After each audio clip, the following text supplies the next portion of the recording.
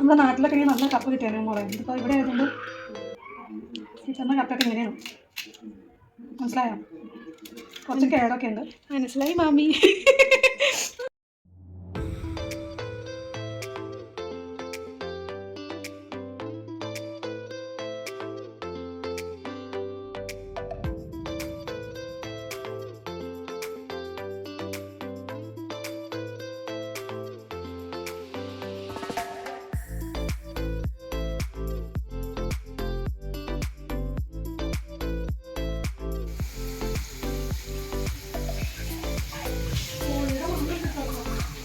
ഇത് ഒരെണ്ണം ചെറുതായിട്ട് ഒടിഞ്ഞു പോയിട്ടാ.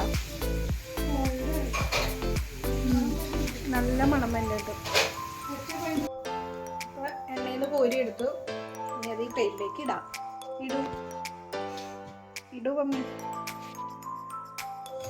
ശരി മമ്മി. അപ്പൊ നമ്മുടെ രുചികരമായ കോഴിക്കാൽ റെഡി ആയിട്ടുണ്ട്.